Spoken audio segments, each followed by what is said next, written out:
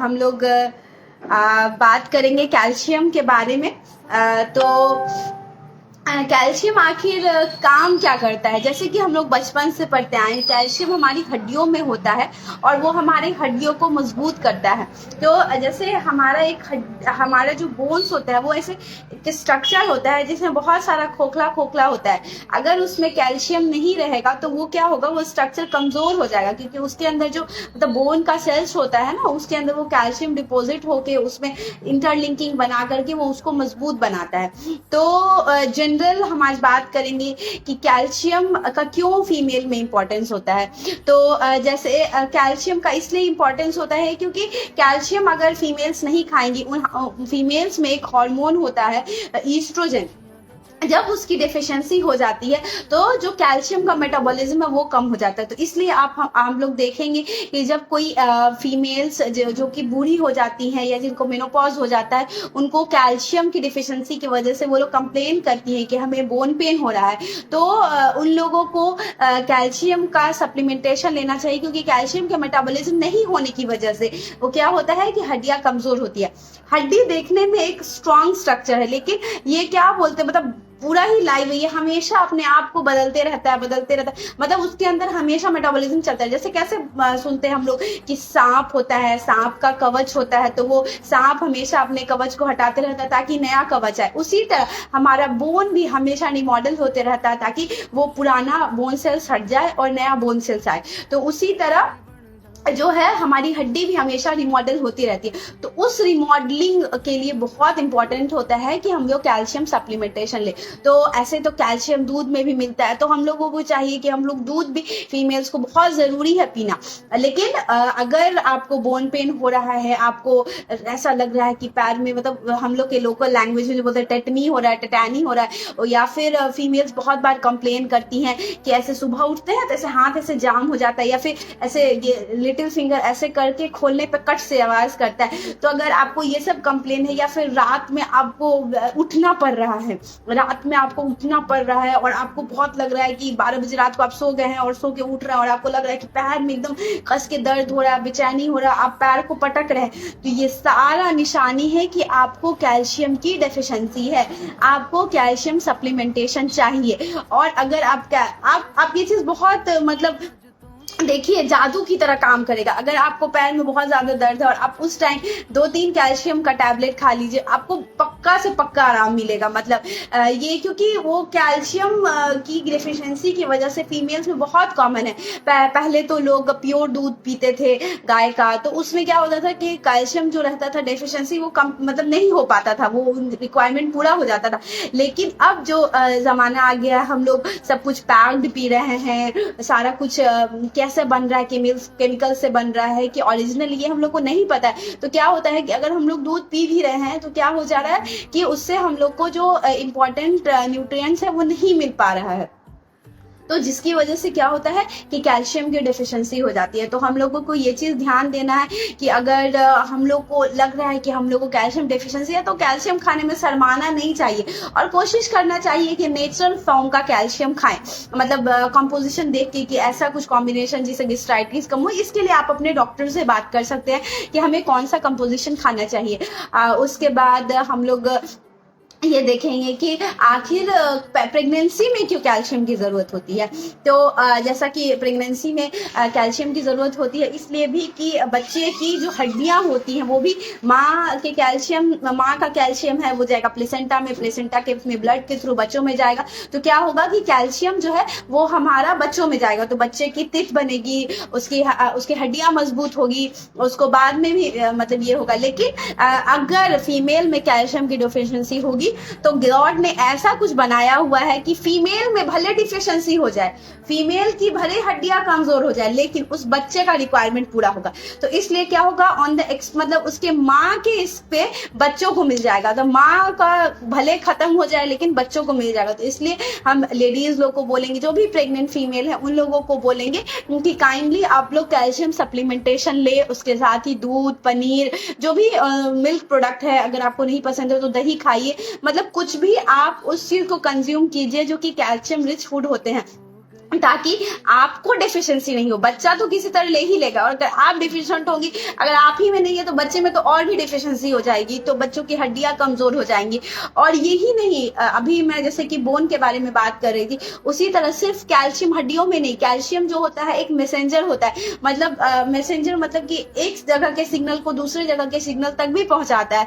तो ये सब जो है वो सिग्नल पहुंचाने वाला जो चीज है ना, उसमें भी कैल्शियम हेल्प करता है। अगर हम उस चीज को नहीं खाएंगे तो हमारा बहुत सा बॉडी का और भी मेटाबॉलिज्म जो है वो हैम्पर हो जाएगा, मतलब हम उतना एक्टिव नहीं रह पाएंगे और मतलब काम नहीं कर पाएंगे। आजकल हम लोग बहुत फीमेल को देखते हैं, बहुत कमजोरी बोलती रहती है, हमको थकावट होता रहता है, बोन पेन होता है, और अगर आप देखिएगा कि जादू हो जाएगा अगर आप कैल्शियम सप्लीमेंटेशन करेंगे। इसके अलावा जो है कैल्शियम बहुत ही मतलब क्या बोले कि कैल्शियम के साथ एक और चीज जो मैं डिस्कस करना चाहूंगी वो है विटामिन डी। तो हमारे कैल्शियम के एब्जॉर्प्शन के लिए विटामिन डी का बहुत इंपॉर्टेंस है। पहले जो लोग धूप में रहते थे तो उन्हें विटामिन डी मिल जाता था, और वो स्किन में जो भी है ट्रांसफॉर्म हो गए, केमिकल रिएक्शन हो गए, गट में कैल्शियम एब्जॉर्ब हो जाता है। लेकिन अब का जमाना है, हम लोग एसी में रहना चाहते हैं, हम लोग धूप में नहीं निकलते हैं। अगर धूप में निकलते हैं सनस्क्रीन यूज करते हैं, हम लोग फेस मास्क, हैंड मास्क सब चीज यूज करते हैं, तो क्या हो रहा है, विटामिन डी जो है वो हमारा नहीं बन पा रहा है, जिसकी वजह से कैल्शियम का एब्जॉर्प्शन जो है और भी घट रहा है।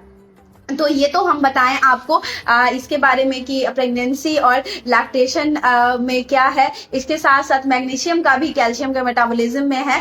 लेकिन इसके और अच्छा जानकारी देने के लिए हम अपने हस्बैंड को इनवाइट करेंगे, जो थोड़ा सा इसका अच्छा से मतलब डीप में कैल्शियम, मैग्नीशियम, विटामिन डी सबको बताएंगे, और उसका क्या मतलब कैसे मैकेनिज्म है वो बताएंगे। तो please doctor Ajay come on the screen.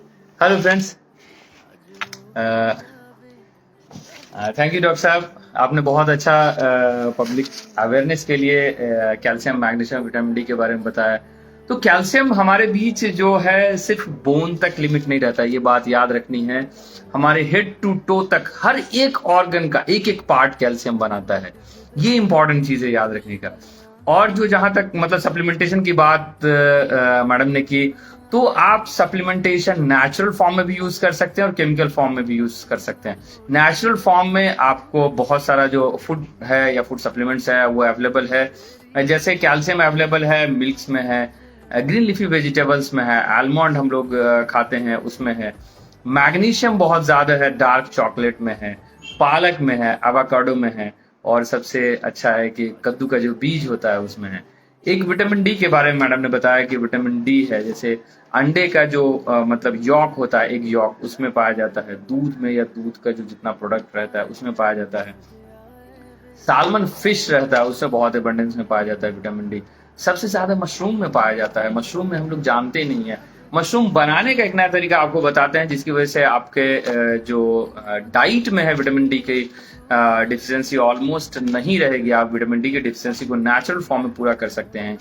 यह है कि आप मशरूम मार्केट से लाते हैं, जो भी मशरूम लाते हैं उस मशरूम को पैकेट में ही रहने दें, 3 दिन आप उसको धूप में सुखाएं, फिर आप खाएं, उसमें विटामिन डी का अमाउंट बहुत ज्यादा बढ़ जाएगा। ये याद रखने की चीज है, ये करके आप विटामिन डी सप्लीमेंटेशन कर सकते हैं। नेचुरल और केमिकल फॉर्म में क्या फर्क है आपको बताएं कि केमिकल फॉर्म में बहुत ज्यादा बड़ा केमिकल रहता है जो कि एब्जॉर्ब नहीं होता है। हम खा तो जरूर लेते हैं लेकिन हमको उसका जितना फायदा होना चाहिए उतना फायदा नहीं होता है। तो अब बताते हैं कि बच्चों में क्या चाहिए। बच्चों में जैसे हम लोग जानते हैं कि बच्चों का जैसे पांव टेढ़ा हो जाता है या बोन का ग्रोथ नहीं हो पाता है, उस चीज के लिए मेंटल डेवलपमेंट के लिए बहुत ज्यादा जरूरी है। बच्चे जो मतलब ऑटिज्म के आजकल शिकार हो रहे हैं, या बच्चे एक दूसरे से बात नहीं कर रहे हैं, या बच्चों का ग्रोथ प्रॉपर नहीं हो रहा है, या मेंटली डिप्रेस सप्रेस रहते हैं, उनमें आप विटामिन डी सप्लीमेंट करें नेचुरल फॉर्म में, तो वो बहुत ही इफेक्टिव रहता है और बहुत ही फास्ट रिकवरी होती है उस पेशेंट की। तो इस तरह से आप जो है बहुत शॉर्ट टाइम्स रहता है, शॉर्ट टाइम में आपको बताना रहता है। आपको इस सब्जेक्ट में जो भी चीज प्रॉब्लम होगा आप हमसे बातें करेंगे, हमसे रूबरू करेंगे, हमें कमेंट सेक्शन में देंगे। हम कोशिश करेंगे आपके जवाब, आपके मन के जवाब को पूरा करने का, और कोशिश करेंगे कि आपको ये चीजें फुलफिल करें। नेचुरल फॉर्म में कोई भी चीज लें, इसके लिए बेस्ट सोर्स है कि आप फ्रूट्स यूज करना शुरू करें। मिनिमम 7 डिफरेंट कलर्स का फ्रूट यूज करना चाहिए। बॉडी वेट आपका जितना है उसका 20 टाइम्स इतना ग्राम डेली फ्रूट्स यूज करना चाहिए। आपको लगेगा जैसे 70 केजी के कोई हैं तो उनको 1400 ग्राम यूज करना चाहिए फ्रूट्स। आपको लगेगा कि इतना कैसे खा सकता है, आप शुरुआत करके देखें, आप इससे ज्यादा फ्रूट्स खा सकते हैं। तो थैंक यू ऑडियंस, आप जो भी लोग सुने, आपके लिए ये एक बेहतर टॉपिक था। नेक्स्ट टाइम इसी तरह के कुछ टॉपिक के साथ आपके साथ रूबरू होंगे। आपका कुछ सवाल है तो आप सवाल डाल सकते हैं, कोशिश करेंगे कि आपका सवाल का जवाब दें अभी के अभी, और बाद में अगर फ्यूचर में डालेंगे कमेंट सेक्शन में तो उसमें भी आप डाल सकते हैं। थैंक यू परवेज जी।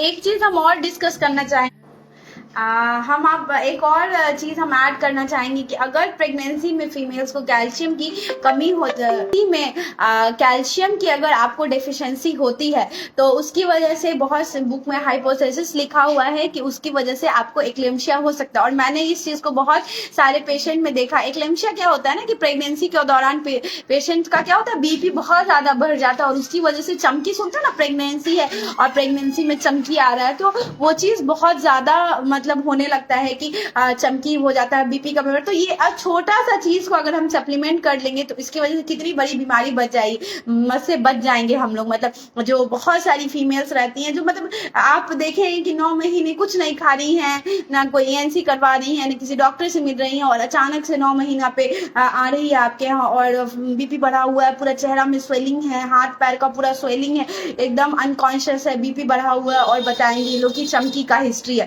तो मतलब यही चीज है कि इस चीज को, छोटे सी चीज को ध्यान दे करके हम बड़ी बड़ी चीज को रोक सकते हैं। तो मैं आप लोग से यही ये करूंगी कि आप लोग काइंडली, अगर आपको कोई भी सिम्टम आ रहा है तो काइंडली अपने डॉक्टर से कंसल्ट करिए, और अगर कैल्शियम की जरूरत है कैल्शियम सप्लीमेंटेशन लीजिए। लेकिन सबसे बेहतर है कि आप घर पे ही नेचुरल चीज खाइए और अपना कैल्शियम का स्टोर बढ़ाइए।